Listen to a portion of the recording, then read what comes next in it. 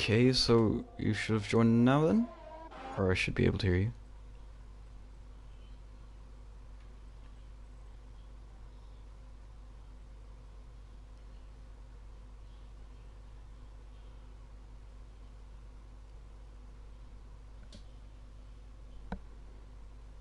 Okay, can I hear you, Cameron? Yeah, but it took a long time loading in. Yeah, have you got an invite? No, that is the one thing I do need. Okay, I'll invite you now and then I can like properly get it started.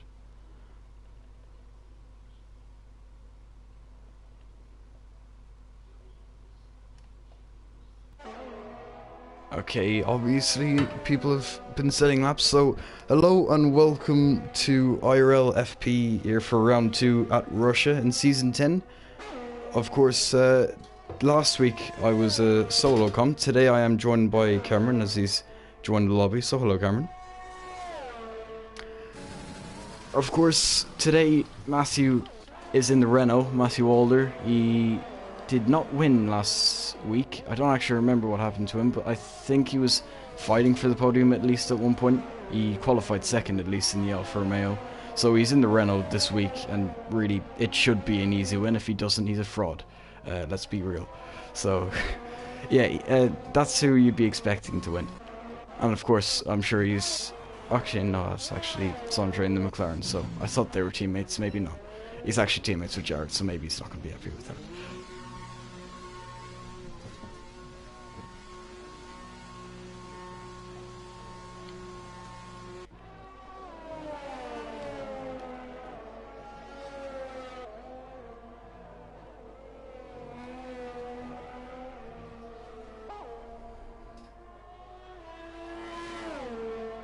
Yeah, the Mercedes always gives a bit of an advantage. Speaking of Matthew Alder, of course, he's gone pole by almost a second at 30.3 ahead of his former teammate in IRL, at least. They have been teammates pretty much at every opportunity. Sondre Sora gone at 31.2 in the McLaren. Nino just behind on a 31.3 and Rocco Walsh on a 31.5. So it seems like it can be close. Of course, we've got the other half of the grid still to set laps. Tom Jewell, of course, as you said, he's meant to be up there. Of course, in a Merc, you should be. So, yeah, we've got people still to set laps who could certainly be up there. Lewis Wassman, of course, he took the win last week out. He led every single lap last week as well in the Ferrari. He is in now... I can't actually tell. I think it's a Haas. So, well, I mean, whichever is the slowest car is what you'd expect him in, of course. So maybe he's not going to have the same luxury. I know he doesn't actually like Russia either.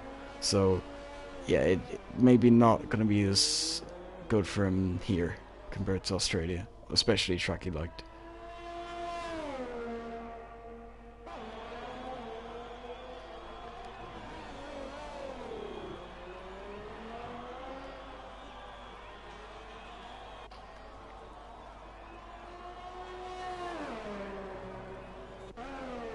Yeah, I'll try to find someone who's actually on a lap. I was gonna say Ross was on one, but it seems something's happened to his lap. Thomas has invalidated his. Yeah. Luke Baker actually has invalidated his. He's 2/10 up on his lap right now, currently 11th, of course. His previous lap, let's see,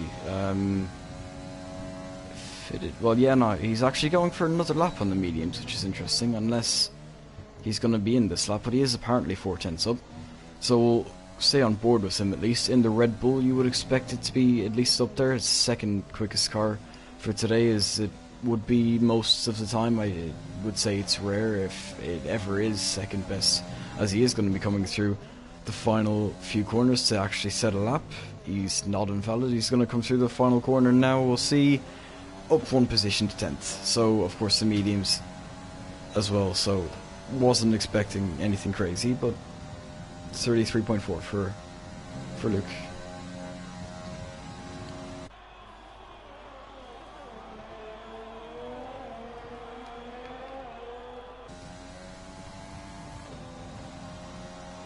Yeah. Yeah, certainly. I mean, maybe there's like some corners you might think, oh, I won't use it there, so I can have it in the final corner, but not for a full sector.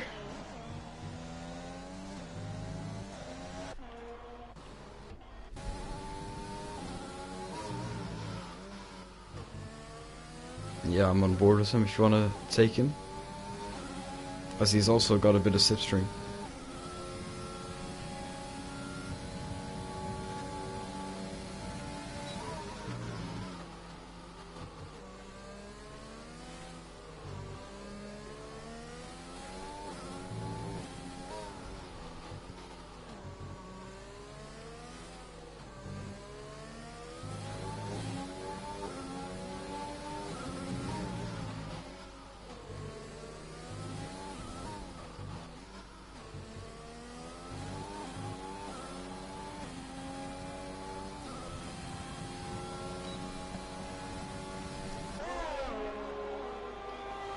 Yeah, certainly not. Of course, 32.5, he's not too far off Lewis Curtis in the Alfa Romeo as well, so a small improvement could have seen him 10th, 9th is maybe a stretch, you never know. Of course, it's early on in quali, kind of, still everyone got their final laps to do, of course. Adrian Villarreal has actually gone pole, so that's Sassy Pickle, the probably the best name in IRL right now. So that's nice. He's on a 30.3. Yeah, that's actually, yeah. Teammates? Question mark. Yeah, he's actually quite off track after going pole. He seems to be letting people through. As there's only the Haas of maybe. Oh, we'll see if it is.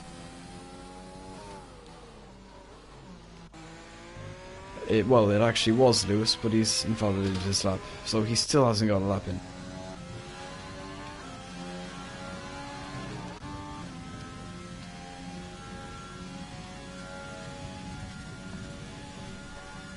Yeah, 2/10 right now, and also a purple sector 2, so could show that the McLaren has pace. Of course, Sondre isn't too slow of a driver. Like he's got pace and certainly has shown like signs of being pretty damn good in F2 last season, especially. So of course he's also got moved up to F1 for this season. So you know he is a good driver, and the McLaren, it should help him out as well. As 30.8 from Sondre, just actually very small margins. There's about 400s between himself and Rocco Walsh in the AlphaTauri.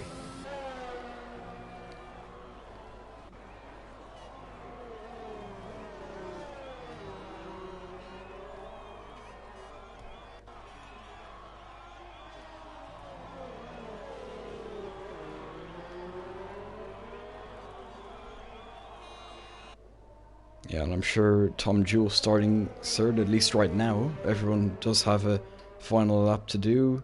The people who haven't set laps, I don't think that they would really be hoping for too much. The cars don't seem too quick, I don't think.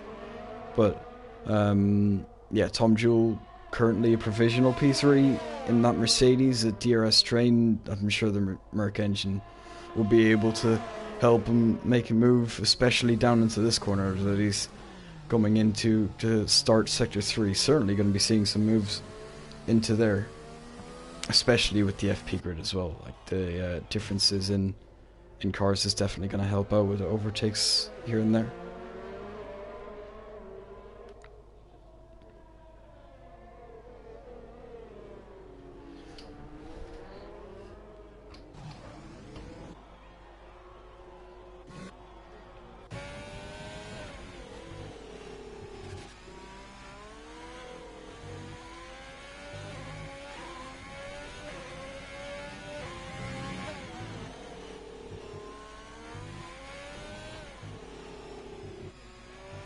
Oh, and he's going to go very wide as well. Did actually let him set the lap. Yeah, true.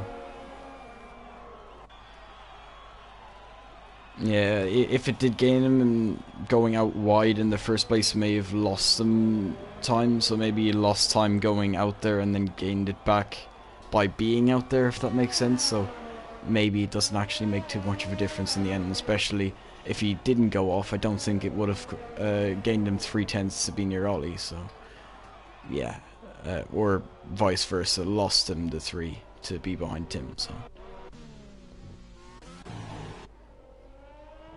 as Louis Quinlan goes straight off, I'm pretty sure he was starting a lap. He did just go straight on and validate, which is interesting.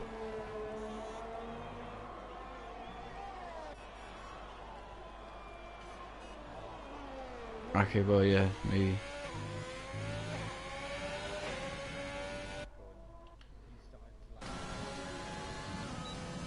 Yeah, Jared Fosbury also on a lap, of course. Renault versus McLaren. The Renault should be, well, yeah, it is probably going to be quicker, I'd think. Of course, so works around. Oh wait, is that Jared off? It is. Huh.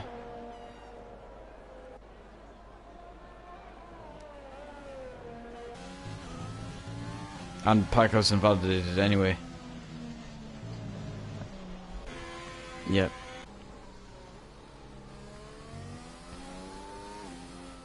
And I've caught Adam Corrigan. He seemed to be on a lap at some point at least, but hasn't validated.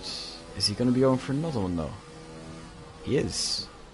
So I guess we'll go on board with him then and see how he can do as he comes around the final corner. Not a great exit at the final corner, but he's going to be going on with it. Of course, that previous lap was 3 seconds down. These tires, I think, are going to be like honest, doing a second lap at least, as he gets a little bit of tow from the other Merc of Tom Joe. I don't think that, no, they're not teammates. Of course, Tom is teammates with Ollie Flavel, but I would expect Adam to be able to be close to the pace of Thomas. Well, not with an invalidation, but yeah.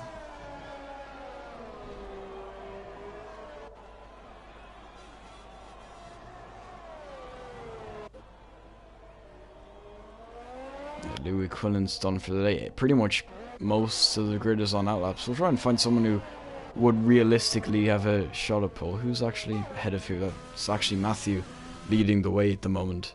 So we'll go on board with him, I guess, and then see how the rest do behind him. So he's going to be kind of the one. Actually, no, it's not going to be Matthew. It's going to be Adrian. So we'll actually go on board with him. Of course, the Red Bull will be helping him. He's already quite a quick driver, so we'll see how he can do as he comes through turn 4. I'm pretty sure it is. Well, technically turn 4.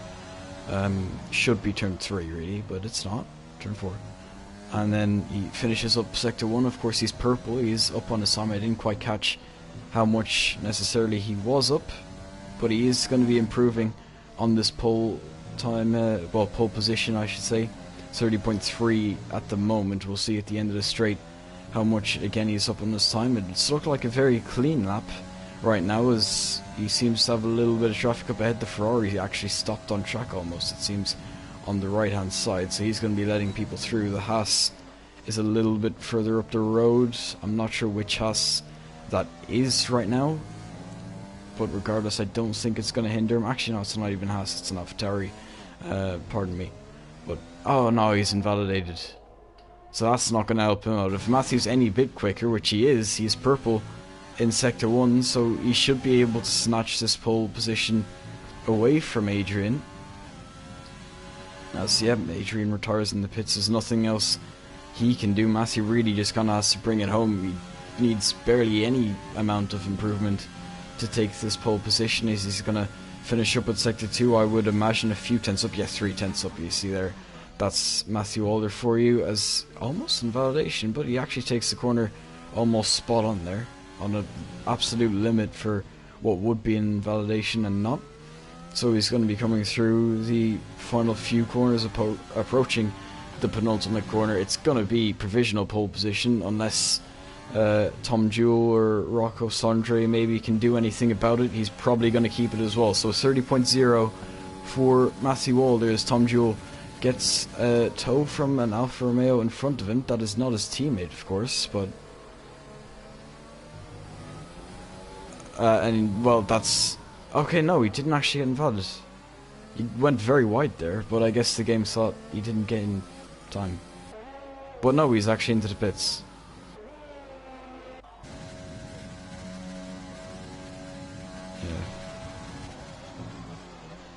Yeah, Rocco Walsh and Sondre both finished for the Lewis Curtis is going to come across the line. He's not going to improve on his current position, and Ollie Flavel in the pits as well. So that's actually the grid order. Matthew Alder taking a pole. Of course, last week out he was in second in an Alfa Romeo. Put him in a slightly quicker car and he'll probably put it on pole, and he has.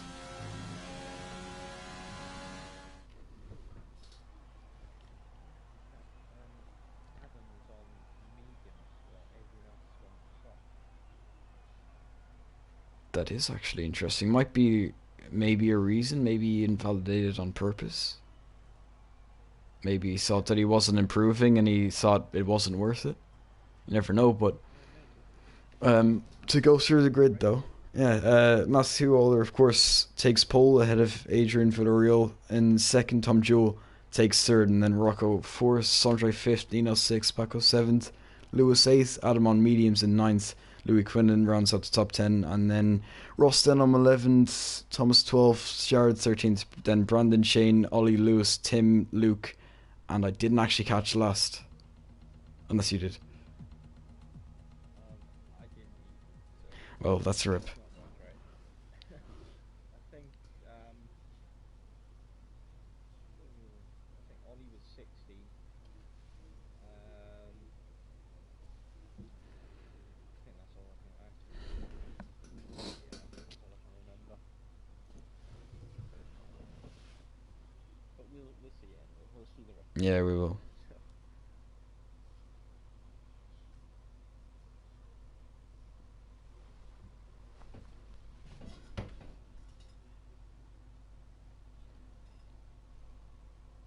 Before we start, I'll ask you, who do you think is going to win this race? Well, guess who you think. I think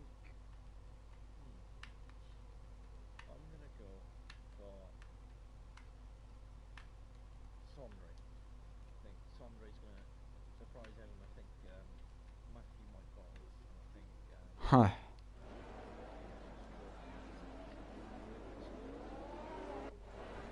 It's a very different prediction. If you get it right, then you're going to be Sondre's friend anyway. If you get it wrong, you're going to be well, maybe Sondre's going to be a little annoyed.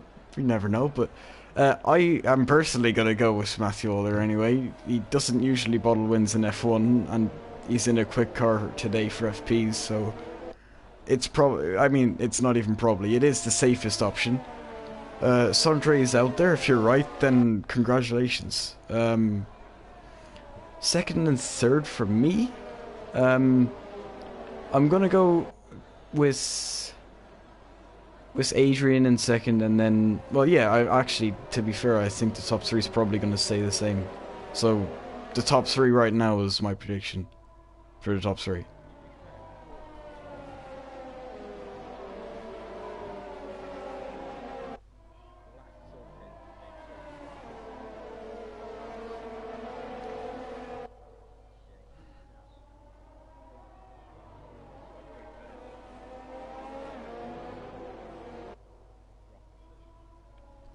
So major bottle for Massey then. Not even gonna come back for podium. I think Matthew's going to get caught up in an incident now, or maybe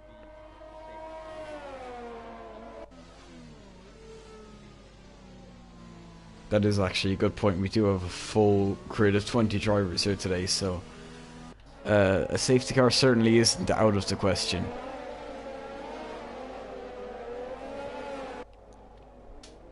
As we get the predicted pit stop, for some reason it says soft hard. I mean, it's not.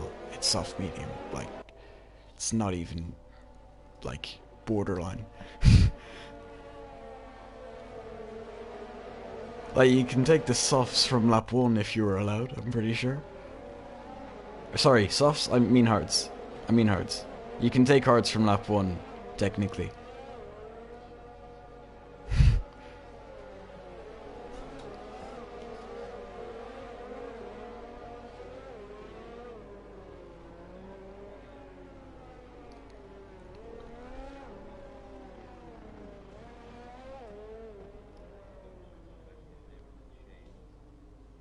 Yeah, Vezier is Sylvan Vezier, so you said his name. But yeah, here we go then for the start. If it will let me get the information up really quick.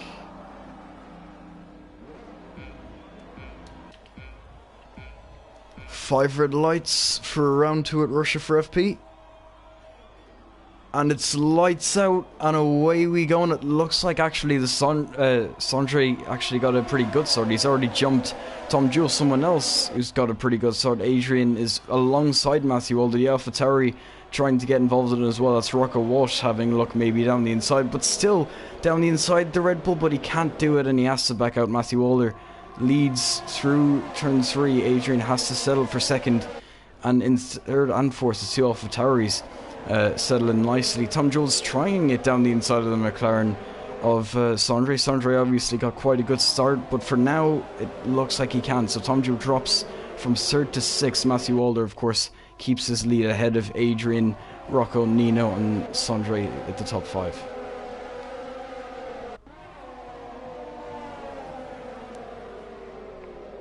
And yeah, there you go, safety car, yeah. So how is Matthew going to bottle this one then, Cameron?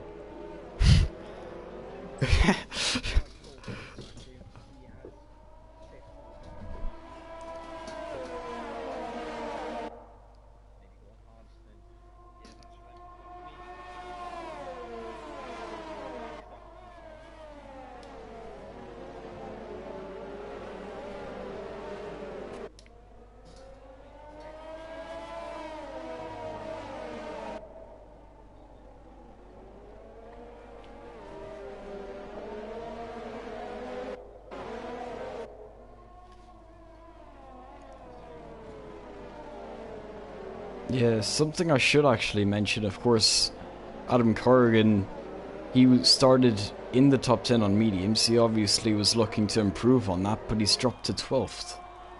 Now 11th after Ross, excuse me, that's Louis Quinlan pitting for a fresh set of probably mediums, I'm not really sure.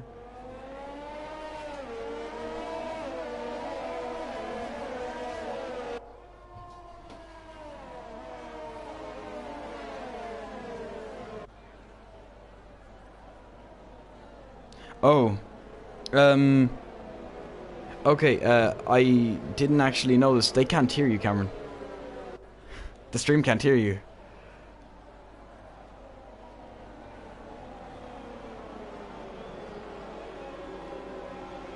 Do you have your voice on, Jar?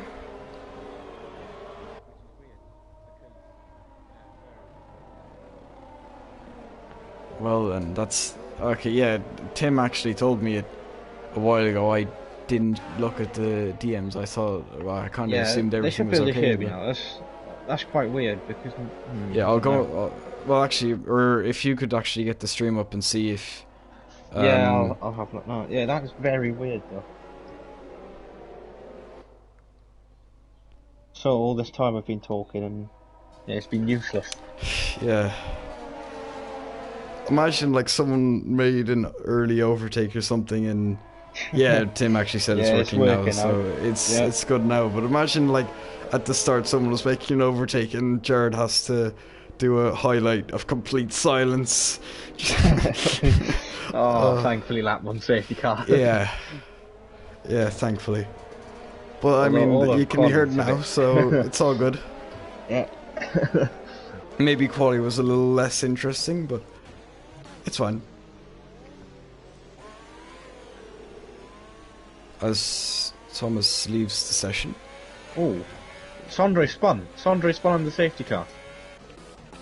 I don't know how he has, but he's all the way down. Oh dear, Sondre. Oh, he's behind Louis Bossman. Yeah, massive bottle. That, but yeah, he's coming into and he's coming into the bits. I mean, it's kind of a no-brainer. Like, he has nothing to lose. It's not a front wing that he's changing, but yeah, well, it seems a bottle from Sondre. So maybe I can change that as no one hears me. Just change it to Matthew quietly. No one will know. I mean, Sondre's going on mediums as well. I really don't know how he's managed to spin there, but Yeah, I mean that promotes other drivers up, so well, they won't be complaining, but I feel Sandro will be very annoyed with himself. Indeed he would. So it's kind of like a question mark challenge really, because it's so early on in the race. Yeah. Very peculiar way to spin. And the safety car, there's not many people who spin on the safety car anymore, so... Bottle, so... Who would help out? People like Ross, Jared, Adam and Ollie all in the mediums. Well, Ollie isn't, but they're like close to the top 10 at least. They are going for the alternate strategy.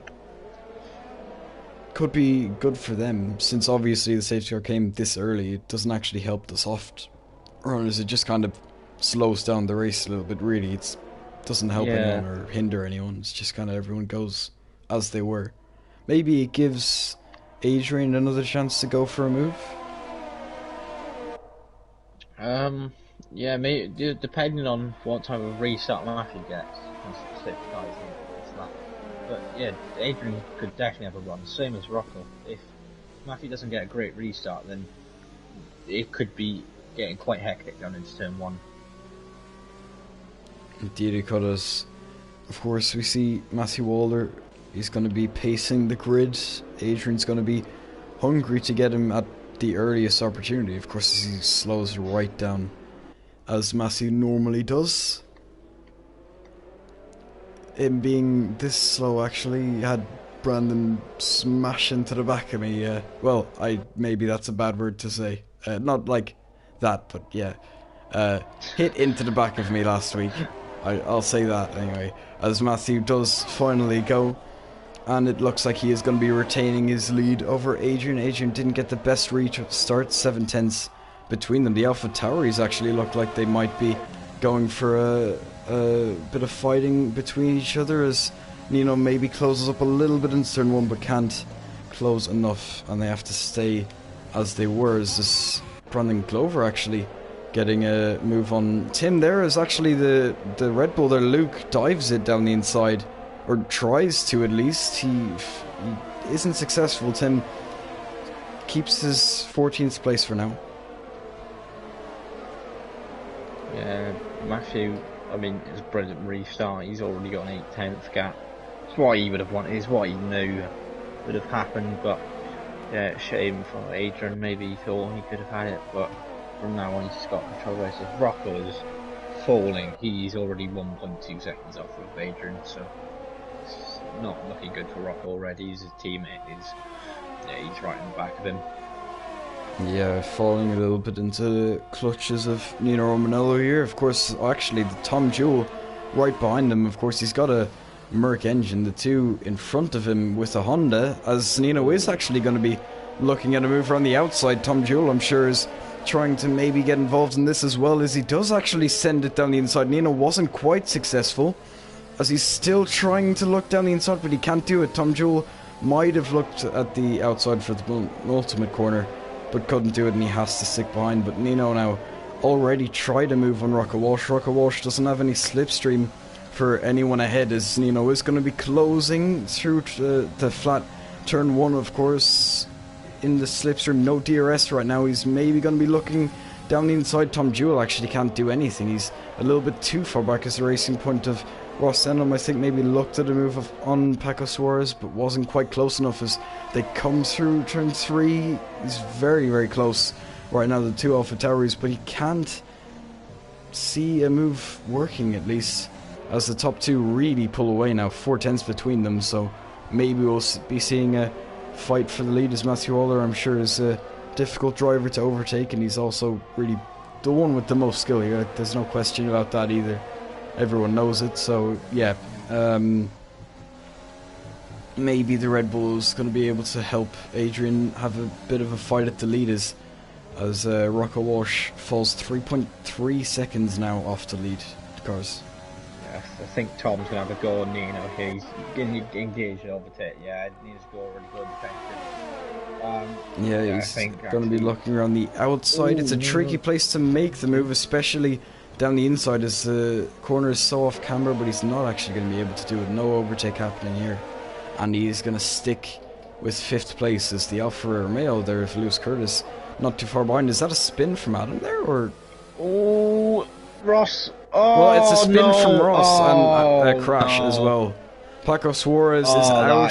The Renault there, that's Jared Fosbury with major damage. Of course, Ross has a bit of end plate damage as well. Full safety car, rightfully slow as... Actually, oh my word, into the pits as well. Ross hits the Haas there of Lewis Swosman.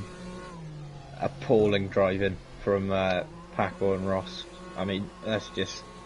Yeah, it looked like Ross actually lost it though, so I would blame a bit more Ross. And also going into pits, he almost cleared Lewis out of the pits. He wanted to pit as well, as it looks like he's serving a penalty. I mean, I guess rightfully so.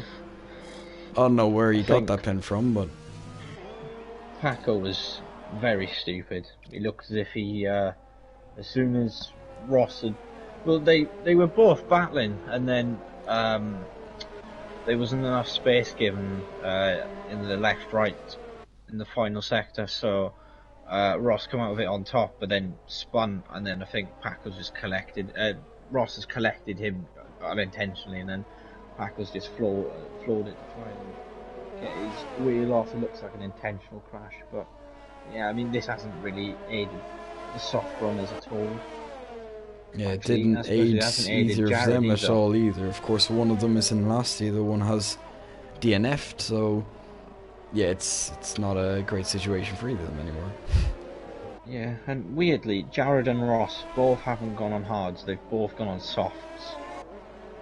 So, maybe they're expecting another safety car, but... weird. Actually, it looked like a bit of dummying there. It looks like Adrian thought about staying out. He dived into the pits at the latest moment he could have. Oh, so Alpha Tauri's double stack. That is not going to help Nino's cause, as Rocco doesn't seem to be on the normal pace he is. Oh, is Matthew going to get held here, or no? He's actually out. It teleported him. He's out, yeah. It's a normal thing when someone pits; they just get teleported. Yeah. Now Adam Corrigan is actually going to be leading ahead of Brandon Glover, Luke, and Tim. I tell you what, Sondre was looking bad like 2 laps ago. Now he's in 5th, and he is the lead person who's had a pit stop. So obviously Matthew and Adrian are probably going to get through quite quick because they're on brand new, fresh tyres. But Sondre all of a sudden isn't looking too bad. So full faith in Sondre for the win again? Yes.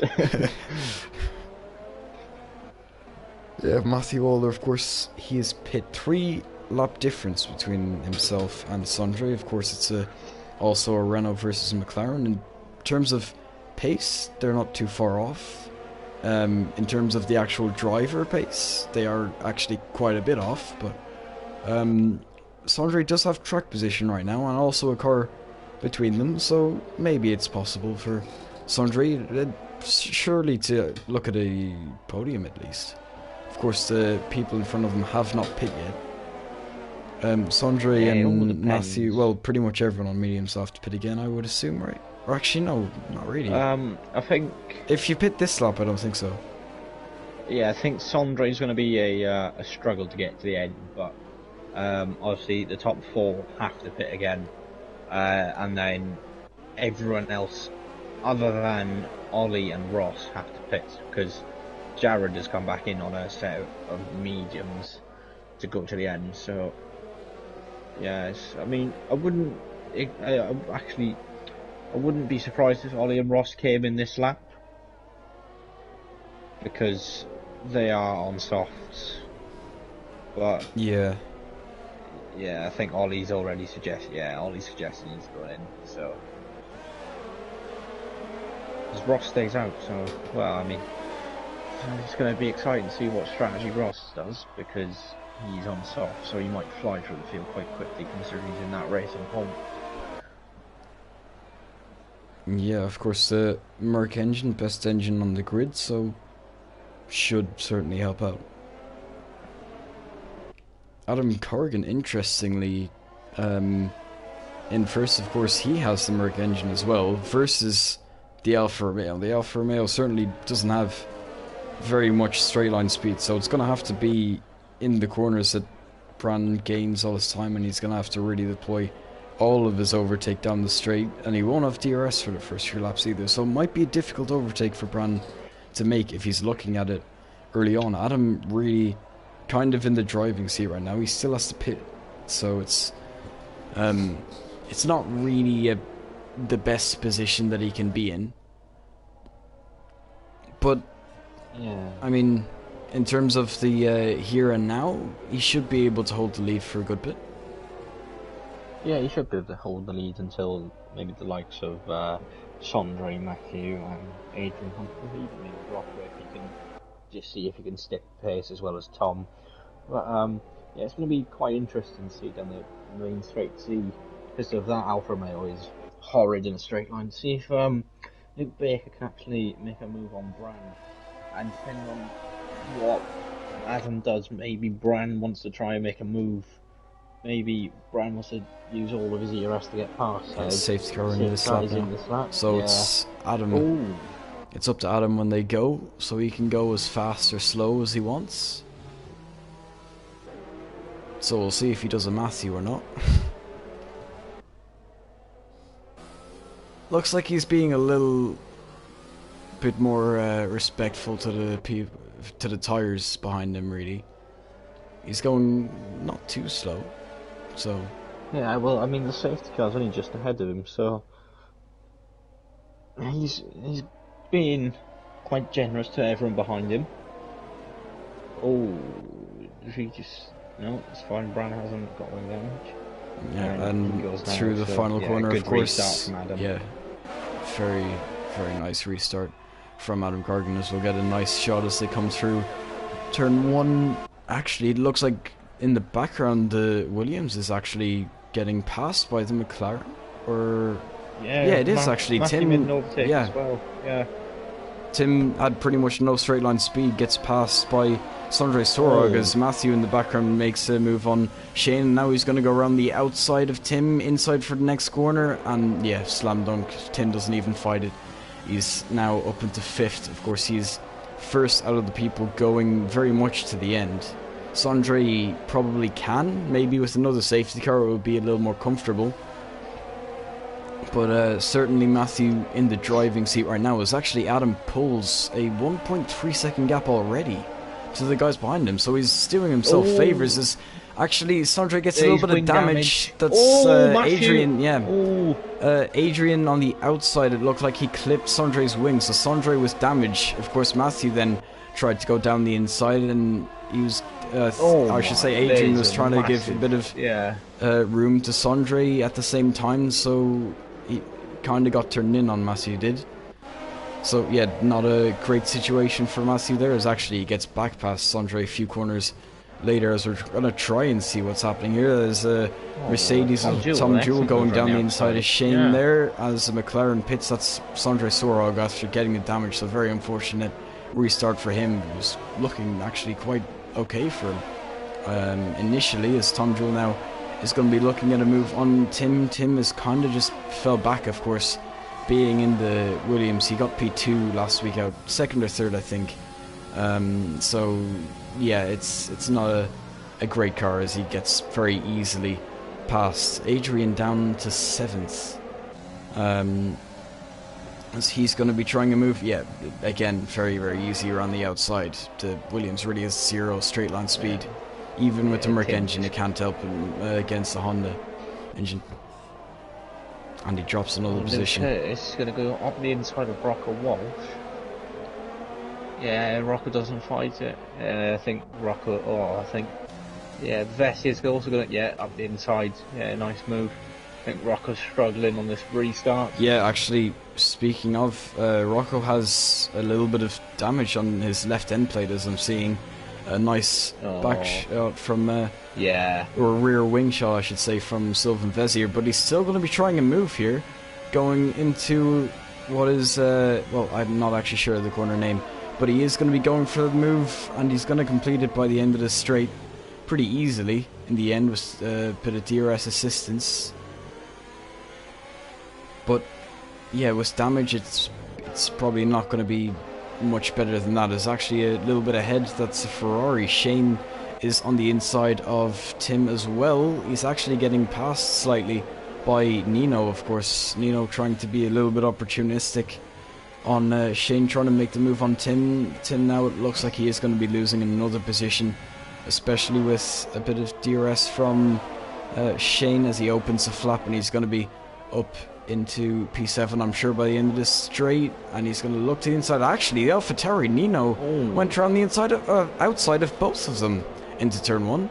So he actually makes up 2 positions. I'm sure he's happy with that, as Shane has a little bit bad of an exit. That's Lewis Curtis trying to go down the inside outside for turn 4, but he's not going to be able to make it as Nino pulls away a little bit. He's going to get a very nice switchback line down the inside now for Lewis Curtis, and it should be a pretty easy move. It is up into 8th place. Tim drops now to 9th, and it's really not much Tim can do in the Williams as he keeps dropping positions to Ferrari now of Shane Collier right behind him as well, and the straight is coming up. The Williams is not going to fare well. He might actually get him before the straight, you know. He's had a little bit of a good exit. He looked to the outside but couldn't do it.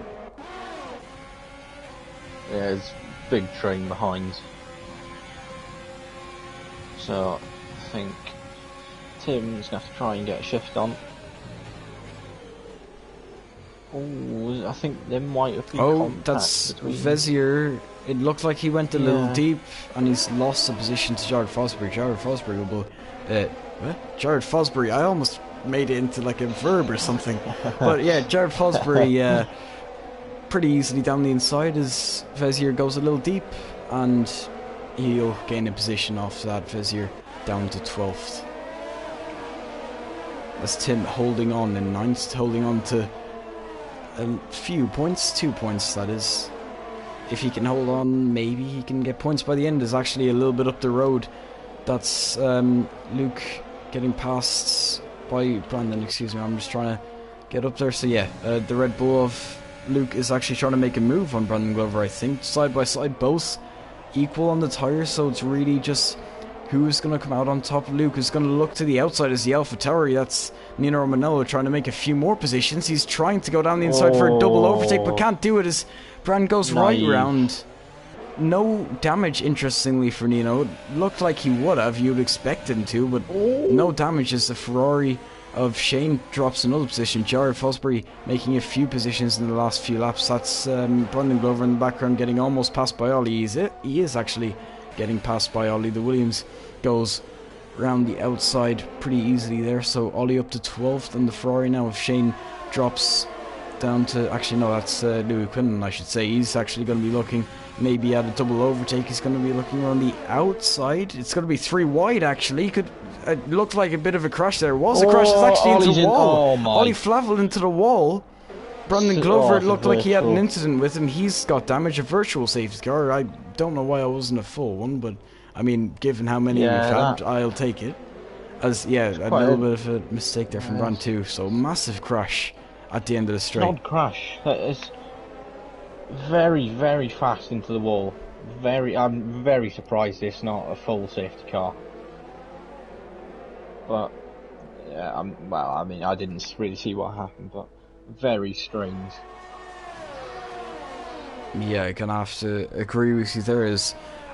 I'm sure one person who's not gonna like this, Adam Corrigan, had pulled quite a nice gap. Of course, you can see that's about 3.5 to 4 seconds there.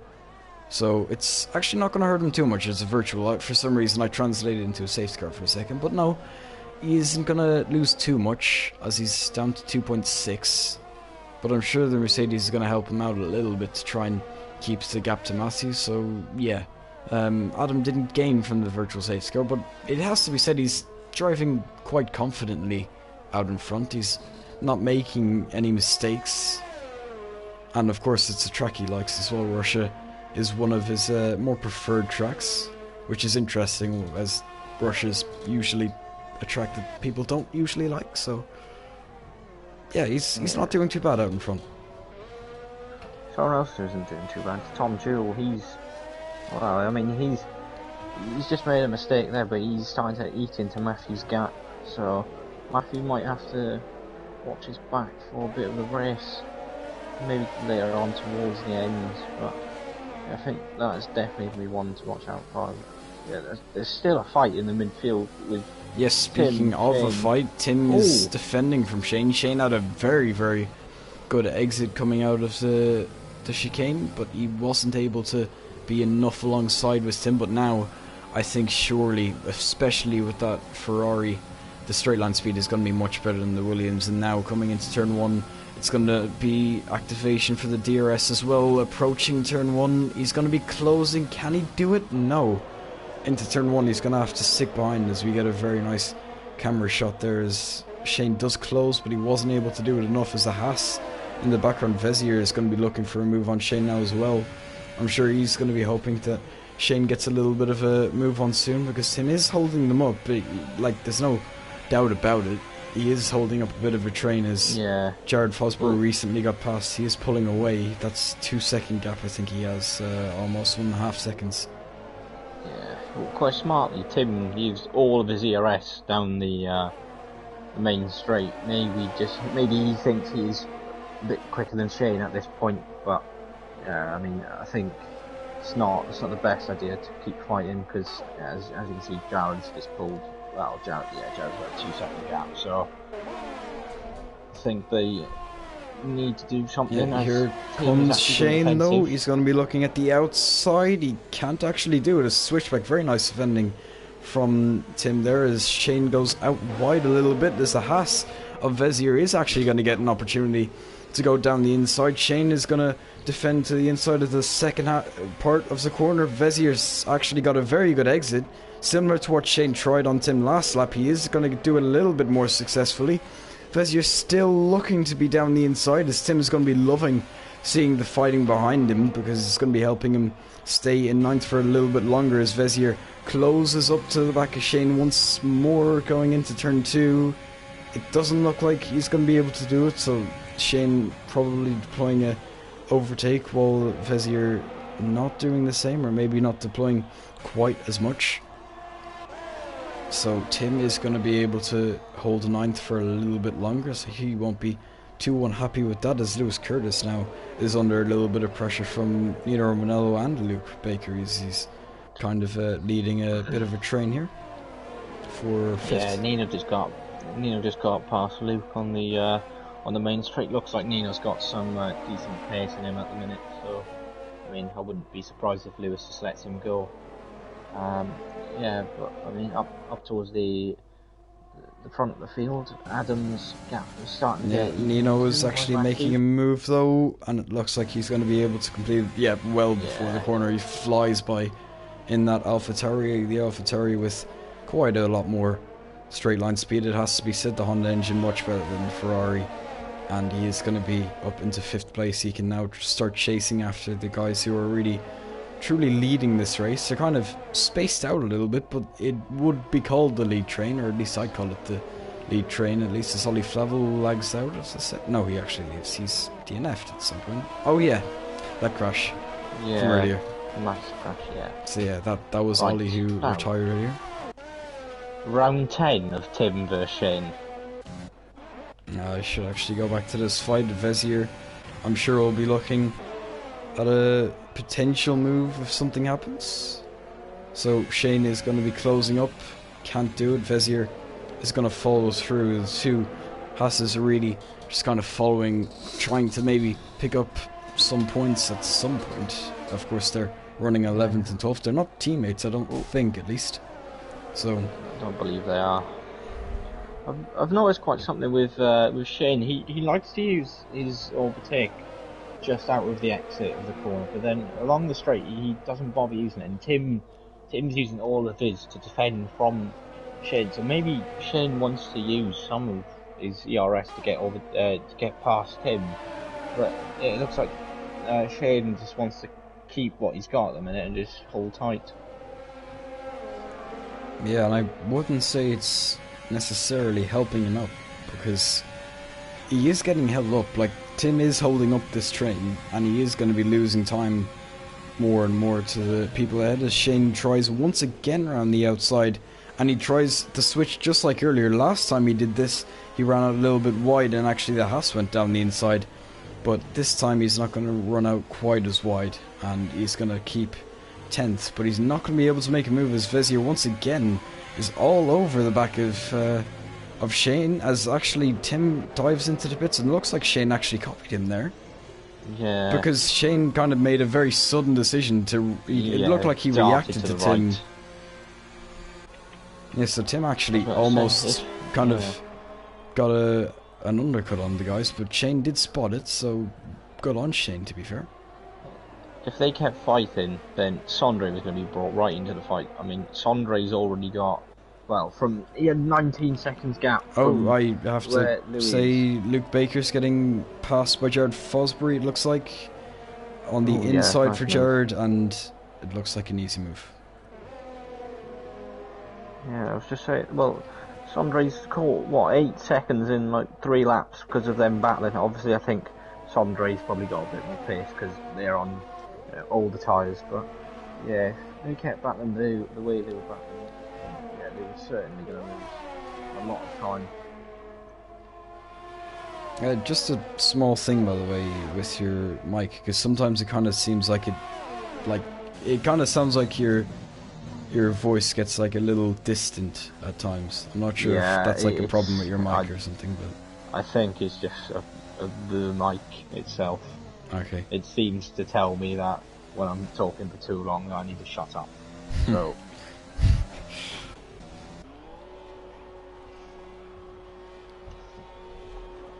Anyway, Adam in. Yep, on go the softs, so that's softs at the end for the final 10 laps of the race. As everyone moves up a position, Luke Baker copies him into the pits for softs as well.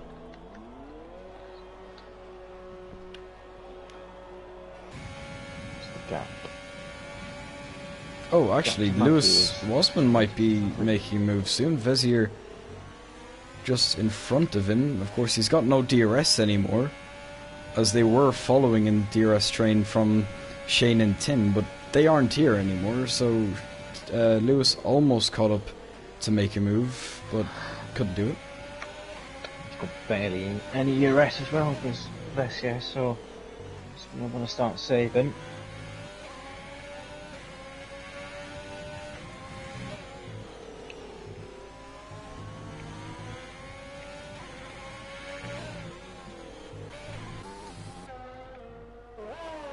Adam Corrigan now out in 7th. So it can really, as long as he doesn't make any major mistakes, it can only be up from here as he sets the fastest sector 2, as you would expect on the fresh softs, especially being in the Merc. Jared Fosbury 3 seconds up the road pretty much, and it looks like that gap is coming down very quickly. Oh, yeah, no, it actually is. You watch it, he just gained 5/10 in the last, like, few seconds. That was only in, like, 1 chicane. So, yeah, the softs are a lot quicker right now. Yeah, fastest sector 3 as well. Adam is flying at the minute. Yeah, he's caught actually a second on his outlap, maybe more, I'm not even sure. Probably more.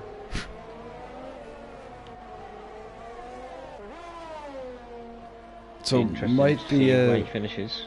Yeah, it might be a little bit of a worry for people like Nino, Lewis and Jared, who aren't too far up the road from him, and it's not like he's going to be losing anytime soon. This is his first proper lap on the softs as well.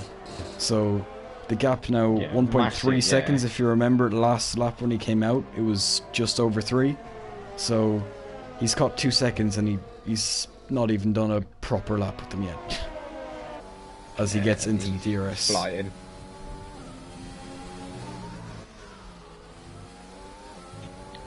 Question is now, will he be able to make a move with that Mercedes engine? Jared Fosbury won't be closing in on Lewis ahead of him. There's 1.5 seconds between the two, as that helps Adam Corrigan set a fastest sector 2 pretty easily with a little bit of DRS assistance as well. But you can see here the exit there from Adam Corrigan compared to Jared Fosbury. There's really not much point of Jared defending that, and he didn't really. He just kind of changed his line to help himself out as the Mercedes goes through pretty easily. And you can see he's already within the DRS of Lewis Curtis. Jared Fosbury almost lost it before he almost didn't have DRS. So yeah, Adam's going to overtake Lewis. Yeah, he is. Into turn Adam 2, he's going to go flying. down the inside pretty easily, and Lewis Curtis is actually going to fight this. He's going to try it around the outside, a little bit of contact. Adam Corrigan's not going to be happy with that, but again, you can see the grip, even on a flat corner. It's just so much more that you have to use, and he's going to be on the inside again. He's going to squeeze him right out, and he's going to be up into 5th place this time. And yeah, Lewis Curtis now down to 6th. Interestingly though, it actually has allowed Jared Fosbury to close up on Lewis massively. Curtis, so they're now actually in a fight. Before Adam Corrigan got involved, there was 1.5 seconds between the two, and it looks like Lewis Curtis is probably going to lose his DRS by the time they get to lap 21, as Lewis Curtis actually didn't have a great exit either, so maybe Jared Fosbury is going to be able to make a move soon. You never know. As Jared Fosbury is going to be closing, he's going to be looking at the outside, I'm sure. He is going to be looking at the outside. Lewis Curtis defends to the inside. Very late braking from Lewis Curtis, or maybe it was just early from Jared, as Jared gets a little bit of a switchback on him as well. He's going to be looking down the inside of the chicane. He's going to have the outside for the next corner. Not really sure which would be better as he tries a switchback, actually. Very interesting, but it didn't work out for him, as you can see Lewis Curtis has very much lost the DRS. 2.6 seconds between himself and Adam Corrigan, so really it should be Jared's overtake to make going into turn 2. He's going to be opening up DRS now. He's going to be in the slipstream as well. Doesn't have too much ERS to use. He's not actually using it yet. Doesn't look like he'll have to look at a move maybe or on the outside. Maybe he's saving it for turn 3 as he gets a much better exit. He's going to be looking around the outside as they get a horrible camera angle for it, but side by side between the Alfa Romeo and the Renault, Jared Fosbury on the outside. He's going to have the inside for next corner. Still very much side by side between the two of them. Very nice battle that they're having, and Lewis Curtis is going to be able to defend for a little bit longer, but for how much longer though is Jared Fosbury putting a lot of pressure on him. Yeah, I thought it was quite smart from Jared, but he just doesn't have the ERS. By the time they got round the left, he'd run out with ERS. I mean, he's making Lewis use it, so maybe a move into actually no, it looks like he's going to go for the move now. Yep, and it's probably going to be before the corner, and it is. So DRS move really there, and he goes up into 6th place. So in hindsight, I guess he'll be thanking Adam that he got involved in this fighting and allowed him really to gain a place, if anything. Yeah, I think it is quite silly though from Jared. He doesn't have a lot of ERS at all. Yeah, Lewis Curtis around 50%, so he'll probably be able to return the favour going into turn 2. And yeah, no, he very much is. He hasn't even opened DRS yet. He's going to be on the inside and side by side through turn 1, but I don't think that's going to last too much longer as Lewis Curtis pulls to the left, and he's going to be back up into P6. Yeah. By the way, as I said, Sondre is actually past Louis Rossmann at this point, and he is on. Well, I mean, he's got a lot of ERS, so I wouldn't be surprised if he's going to be on the back of. Just saying. Oh, Lewis, sorry. Yeah, Lewis Rossmann. Red Venom is Louis, so, though. Yeah, well, Sondre anyway. He's got a lot of it, so I wouldn't be surprised if he's on the back of Vessia very quickly.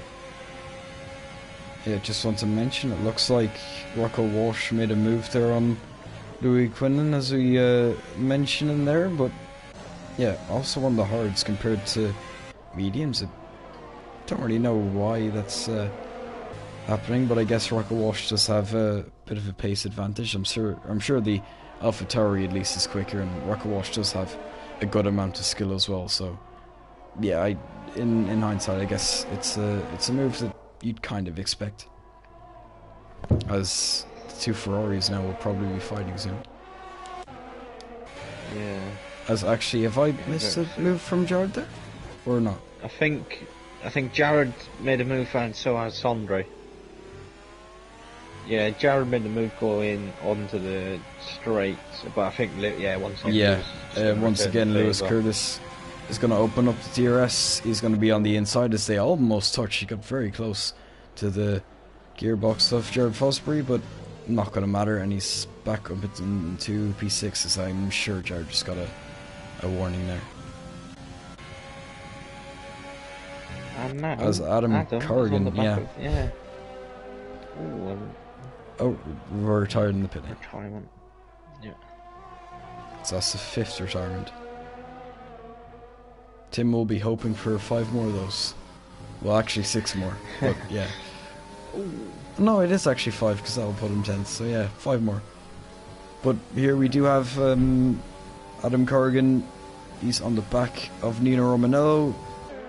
Not actually going to be making a move. It looks like Nino used some of his overtake going down the back straight, so he's not going to be able to make a move now. But you can see the grip difference though going through the corners, and I'm sure Adam Corrigan's going to be making moves soon for P4. He does have a penalty, so does Nino. I'll check the penalties once this move is very much inevitably made, as long as there's no contact between the two, no wing damage. Hopefully not, as Adam is going to be having quite a nice drive right now. As through the final corner, so much more grip. He's got much better exit, opens up the DRS flap, and he's going to be up into P4 now.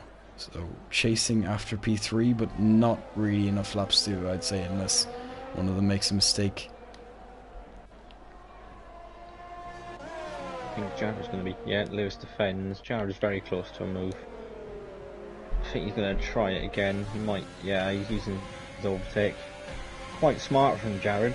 Obviously he's got a lot of experience. Will he be able to make the move?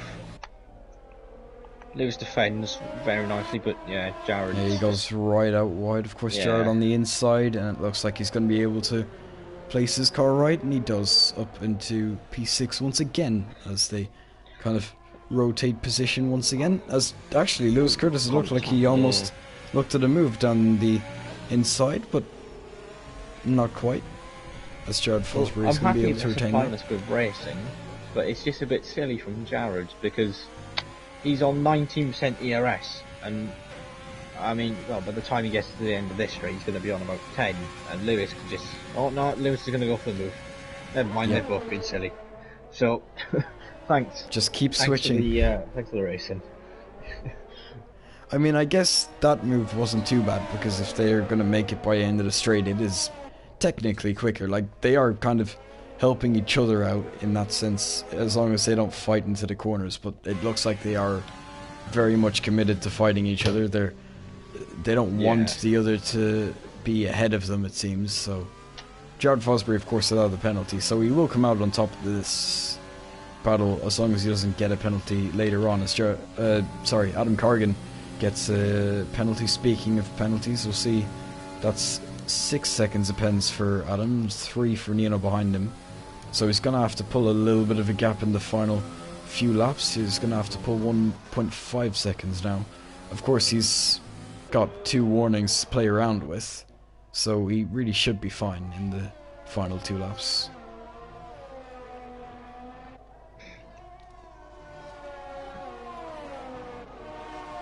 As unfortunately Tom Jewell hasn't been able to catch up to Matthew Alder. So Matthew is going to be cruising to the win. No penalties for him either, so... Yeah, dominant performance. I mean, I wanted to throw a bit of spice into the mix, but I mean, we all knew that, I mean, in the Renault, with Matthew's talent, that probably is going to be a slam dunk race for him. Only thing that I am a little annoyed about is that the top 3 aren't the right way around, as Jared actually goes around the outside once again. They're going to be fighting at the end of the straight, but this time Lewis Curtis is going to be able to defend, so he's going to keep Jared Fosbury behind for now, as Jared Fosbury still doesn't have a penalty. He doesn't need to fight this, and if he is, it's just going to put him at risk at getting a penalty. So really, like as he said, there's no need for Jared to fight this, like especially given the penalty situation as well. Like, he can just sit behind in the DRS and eventually get it on pens, but I guess he wants to do it on track as well, as he's going to be closing up once again to Lewis Curtis, but I don't think this time it's going to be enough, as he's going to have to stick behind. And yeah, they don't switch position for now, as Lewis Curtis actually gets a 6-second penalty. So really, maybe Jared can actually fight it for the last 2 laps, because even if he gets a pen, he has 2 warnings to play around with a lap and a half really. So yeah, I think Jared will just burn all of it on the last lap. But yeah, I mean, quite silly from this. He didn't need to do that. But yeah, I mean, as we said, we are not gonna judge these 2 racing, as they're providing the action. Someone else who maybe there is a certain Ferrari of Shane, who is defending from a certain AlphaTauri of Rocco Walsh. This is for 12th, but it seems they are still going to be fighting for it, despite not giving any points. So maybe it's just a bit of fun, more so, as actually I've switched away from a battle that's going to provide a little bit of racing, but it looks like Jared Fosbury made it on the straight more so than anything else. So yeah, it's not the worst overtake to miss, as Jared Fosbury is up into 6th place again, as the top 3 start the final lap. Or actually, I should say top 4 start the final lap, really. I think Lewis is gonna, before, much before DRS. So it actually looks like Jared Fosbury let him go there so he can make the move a little easier, as actually that fight that I did mention, the Ferrari of Shane, is actually getting passed by Rocco Walsh through the chicane, it seems. So it actually seemed we missed a pretty good fight to watch someone go through in DRS. So yeah, the Ferrari of Shane is not going to be able to make a move once again into turn 1, so he's going to have to stick behind for now. And of course, again, not for points, but it's nice to see them still fighting. Yeah, Matthew's actually just the penultimate corner, so yeah, I'll take it. And Matthew Alder, of course, comes around the final corner. He's going to cross the line. Of course, he's going to take the win as well. Really, who doubted it? I don't think he even doubted himself at any point, really. He had pole, he got the win.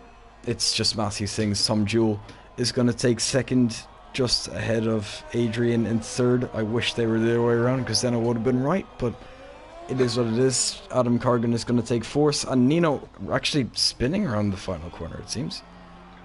3 seconds between himself and Adam in the end. Yeah, actually Lewis Curtis on the outside, Jared Fosbury on the inside. He does want it on track, and it looks like he's going to get it on track anyway. So got it on track as well. Yeah, he wanted it, he got it. But will Lewis lose a position? No, not to Sondre. Luke Baker isn't going to be moving up any positions, as now we've got a bit of train of 4 for P10 right here, the final point position, I should say. And is anyone going to steal it? Lewis is actually going to steal it off the other Haas. So Lewis does get 1 point. I'm sure he would have hoped for more, but really, if he doesn't like the track in a Haas, the slowest car for today, I think anyone really would be taking points in the worst car, and that's exactly what he's done. I think Brown's actually trying for a fastest lap. Don't think he got it in the end, but I think he ended up. Oops.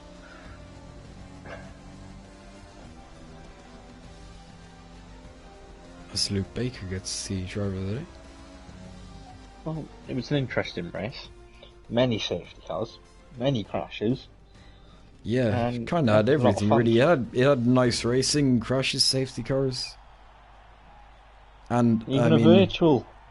Yeah, and of course it had a Matthew Alder win, which I'm sure people who watch IRL are well used to right now, or by now I should say. Of course, a 4-time champion. He's taken many wins in his time in IRL, and this is going to be another one that's going to go down in the record books. So Matthew Alder, your winner, top step of the podium.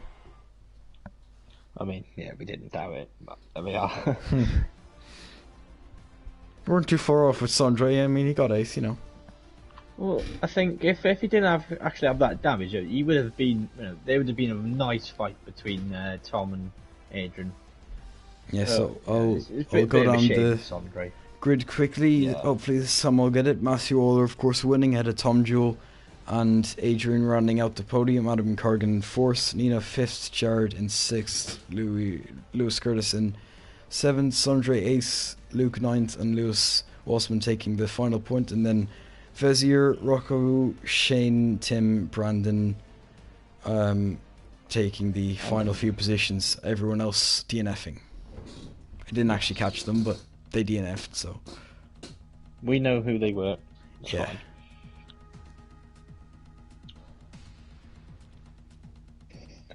Could you add the top three, by the way? Would that be a problem? Yes.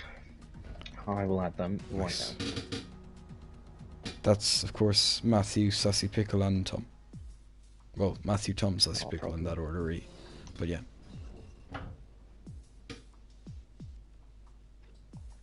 So actually, at the start of the stream, you said that Jared and Tom were kind of the top two, and they were the top two, so I guess you weren't wrong in that. Yeah, I wanted to just throw a bit of spice in there, just to. Oh, do not add him. That's the wrong person. Add him. Yes. But yeah, like I said, I just wanted to add a bit of spice in. That's all. But yeah, unfortunately, Sondre had damage, so yeah, big shame. But I'm getting the top three in as I speak.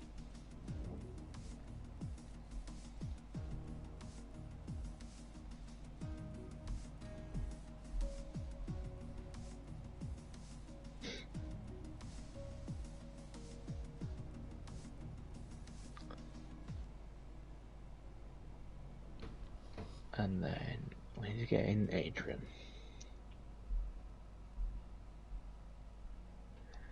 Oh, what's happened? PS5's a bit slow.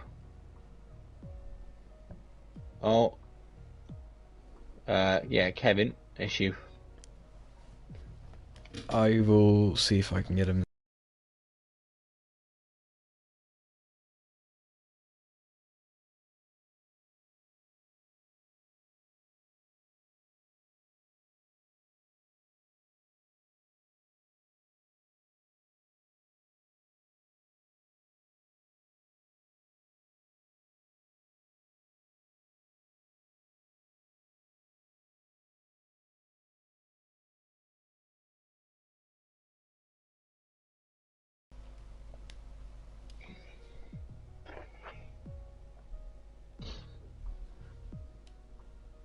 Well, I should be able to hear Matthew anyway, by now, I think. Yeah, there we go. So, yeah, we'll start with you then. Of course, you took pole, you took the win, you were in a Renault, so I don't really think you expected anything less. I don't really think much really happened in your race either. Of course, you had a little bit of a fight with Adrian in turn one, but apart from that, it was just kind of controlled and dominated.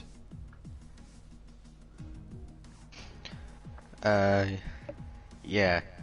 I mean, the start wasn't very good. He got alongside me, but I braked late and managed to just about stay on track, and I held the lead from there.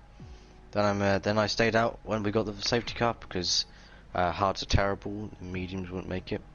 We got the second safety car, which was quite good for me. I almost got held by the Alpha Tauris, and I would have had to sit behind their double stack, which would have ruined my race. But I got out just in time. Then it was just about controlling the race, making sure I got past all the cars as fast as possible. I did almost spin when I tried to pass Luke and Sondre, because when Luke came off the track, he came back on. And yeah, we all did that catch happened. that. But I managed to get back past them all before I got caught by any of the other race people who I was racing. And then I was just about controlling my warnings, and I actually got none in that race. I don't know if you noticed that. Oh, just go to Something we things didn't already, notice. alien things. And yeah, that was pretty much a perfect race, really. Made the right calls. I managed to get no warnings, which I don't think I've done on this game before, so. Oh, I mean, congratulations, I guess, on that front as well then. Next week is Britain. I'm not sure if this puts you in the lead of the championship, but I'm sure you'd be close to it. So are you feeling good for Britain? Well, yeah, I like Britain as a track. I'm probably gonna be in like a bottom two car, maybe the lowest car, so that's unfortunate, but it's a really good track. Well, not a really good track, but I'm quite good at it, so yeah, I'm still hoping for high points like I did at the end of the season when I had bad cars last season. Well, congratulations then on your win and good luck for next week. Thank you. Then Cameron, I'll let you take Tom for a second. Okay, so Tom, P2 today. Was there any part of your race where you thought maybe the win was in question? When I don't know, maybe I think it was like lap 18 where you were like 2 seconds off Matthew.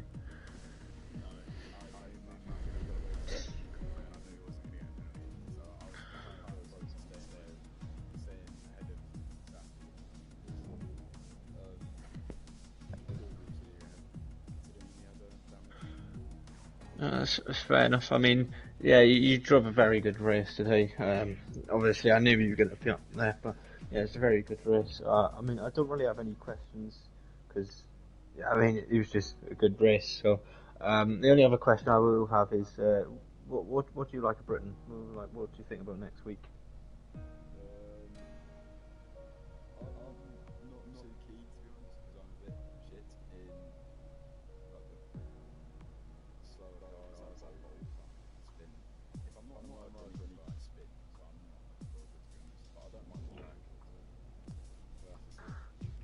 Well, I don't think you'll be too far. I think you should be in a midfield car because, well, it'll be quite close. But yeah, I mean, yeah, it shouldn't be too bad.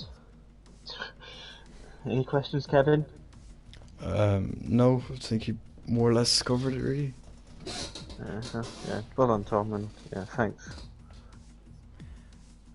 And then that would be Adrian for third, so yeah, there he is. Of course, for you into turn one, you almost got it into turn one, and also I think maybe it had a little bit of a look through. Well, actually, I should say turn two, and then had maybe a little bit of a look into turn three, but you couldn't do it. And after that, it was kind of a case of just following Matthew, and then by the end, you just kind of settled into a P3. So, how was your race from your perspective? Yeah, hi guys. First of all, congratulations to Blizzard for the win. Also, congratulations to Tom for the P2. But yeah, the race was, I think, more or less fine. I think I got a really good start, but I think the Red Bull just a little bit too slow on the straight, so I couldn't get the position. And then, yeah, I was just trying to get in a rhythm, try to stay close to him. But then we had two safety cars that kind of disrupted my rhythm, so I had to pit. And then I couldn't get through the traffic as fast as Matthew did. And yeah, I just got a penalty after, which was terrible. But yeah, I think overall it was okay. Obviously I was in the Red Bull, so it was a big advantage also in qualifying. It's easier to out-qualify people. But yeah, it was a fun race. Yeah, of course, also taking podium as well. 2 podiums in a row, kind of in IRL. Of course, you took the win in F2, and then obviously a podium here, so should be good for confidence as well. Going into next week, it is Britain, so do you think you could do well around there?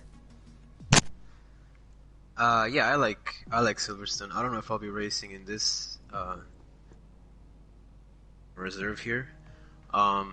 But for Sunday, I think it should be good. Yeah, I really like that track. Way better than Russia. But yeah, if I can do a race with no penalties, that would be nice. So. Well then, congratulations on the P3 and good luck for next week then. Thank you. And that will round out the stream then. So that has been IRL FP here at Russia for round 2. And of course I was joined by Cameron, so nice of him to drop in and not have me be the only person that you'll be hearing the entire time. But yeah, that has been FP for this week. Of course, it's not the last time you'll be seeing Russia. Of course, F1 is on Saturday, and also F2 and F3 on Sunday, all at 4:30 p.m. UK time. So be sure to give them a watch and tune in. And also, of course, next week, same time, same place, same main com at least. Maybe Cameron will join me again, not sure. I wouldn't mind it, of course, but We'll see. yeah, that has been, of course, round 2 for Russia FP, and hopefully you join us next time. Goodbye.